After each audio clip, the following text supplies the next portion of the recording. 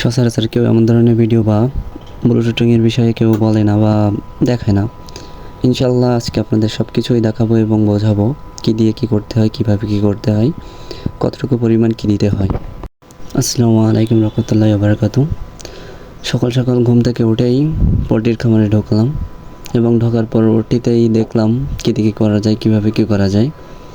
সেইভাবে সেই ধরনের কাজ করার জন্য ক্যামেরাটা রাখলাম, ঝাঁটাটা নিলাম এবং নিজের কাজটি সঠিকভাবে করার জন্য প্রস্তুতি গ্রহণ করে কাজ শুরু করে দিলাম। কারণ আমাদের একটি বাচ্চা আজকে দিতে চেয়েছে এবং এইসব গোছান করে রাখতে হবে খুবই দ্রুত এবং কিছুক্ষণের মধ্যে। তার পরবর্তীতে বালি নিয়ে এক গামলা বালি দিয়ে দিলাম। আশেপাশে ঠিক করে নিলাম, কারণ চারি সাইড 350 বাচ্চা কীভাবে কী রাখতে হবে সেটা আগে দেখতে হবে এবং কীভাবে কী রাখলে ভালো হয়।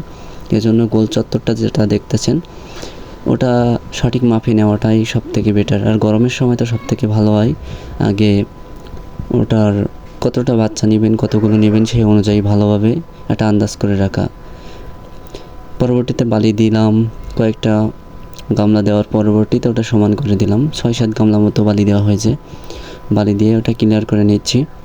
আস্তে আস্তে এটা ক্লিয়ার করে নেওয়ার পরবর্তীতেই কাঠের গুঁড়ো দেওয়ার সময় হলো। ফ্যান খেটে দিলাম, কারণ অতিরিক্ত গরমের ভেতরে কাজ করাটা খুবই কষ্টকর, তাই ফ্যানটা খাটিয়ে নিয়েছি। কাঠের গুঁড়োগুলো দিচ্ছি এবং ওপরে ফ্যান খাটিয়ে দিয়েছি, কারণ অতিরিক্ত গরমের ভেতরে খুবই কাজ করা কষ্টকর। কাঠের গুঁড়োগুলো দেওয়ার পরবর্তীতে ওগুলো ক্লিয়ার করে সমান করে দিতে হবে। আস্তে আস্তে দেখতে থাকেন কীভাবে কী করি।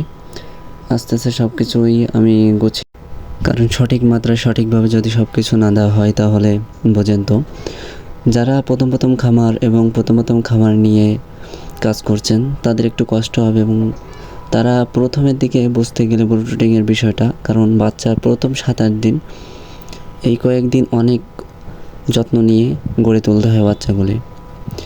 আস্তে আস্তে আমি শাড়িটা ভেতরের কাজ কমপ্লিট। ভেতরে দিয়েছি বালি, কাঠের গুঁড়ো এবং তোষ, এগুলো দিয়ে ক্লিয়ার করে নিয়েছি এবং আশেপাশে দিয়ে দিতে হবে শাড়ি। এখন পেপার দেওয়াটা বেটার না, কারণ গরমের সময় পেপার দিলে খুবই তাপ উৎপন্ন হবে, যাতে বাচ্চা হাঁসফাঁস করবে এবং বাচ্চার এতে ক্ষতি হবে। এই জন্য পেপার দিই না গরমের সময় পেপার দেওয়াটা ভালো নয়। এবার আস্তে আস্তে সব কিছু নামিয়ে নিয়ে শাড়ি ওপরে চড়ার মতো বানিয়ে দিতে হবে। বানিয়ে দেওয়ার পরবর্তীতেই, কারণ এটা দেওয়ার কারণ হলো এর উপরে শাড়ি বা কোনো কাপড় আস্তরণ দিয়ে দিতে হবে। অতিরিক্ত ঠান্ডা যদি বাচ্চার লাগে তখন এটা প্রয়োজন হয়। এবং ভালগুলি আস্তে আস্তে পেড়ে নিয়ে সব জায়গায় কমপ্লিট করে লাগিয়ে দেওয়ার চেষ্টা করছি। এই পাশটা লাগানোর পরে ও পাশটা লাগাচ্ছি এবং বেশি ভালো হয় 4 থেকে 5টা ভাল দিলে।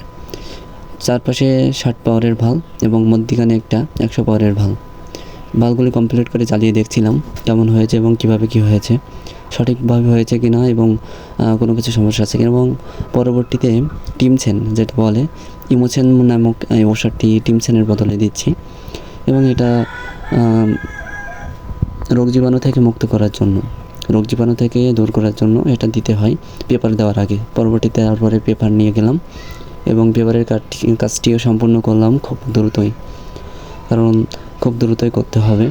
এর ভেতরে বাচ্চা আসবে এবং আজকে বাচ্চা আসার কথা ছিল, বাট পরবর্তীতে খামার যেখান থেকে আমরা বাচ্চাটা নিই সেই ডিলার বললো আজকে বাচ্চাটি দিবে না, তাই ইনশাল্লাহ বললো যে কালকে দিতে পারে বা দিবে, কালকে শিওর আসবে। তাই একটা লাইট নষ্ট ছিল এবং পেপারগুলো তো দেওয়া শেষ কমপ্লিট দেখছেন, এবং একটা লাইট নষ্ট ছিল এবং আরেকটা লাইট লাগিয়ে দিলাম, দিয়ে সব কিছু দেখছিলাম কমপ্লিট আছে কি না। তার পরবর্তীতেই দেখলাম যে আমার একটা সমস্যা হয়েছে একটা ভালে, এবং আগে দেখাচ্ছিলাম আপনাদের যে কতটুকু কমপ্লিট করতে পারছি। তার পরবর্তীতে ভালটি ঠিক করে প্রসেসিংটা আপনাদের দেখালাম, এটা ক্লিয়ার করতে পারছি আমি। এবং এর ওপরে চড়ার দিতে হবে এবং বাচ্চা দেওয়ার পরবর্তীতে এর ওপরেই একটা কাপড় দিয়ে দিতে হবে, কারণ ঠান্ডা যদি লাগে সেক্ষেত্রে একটা কাপড় তার উপরে দিতেই হয়।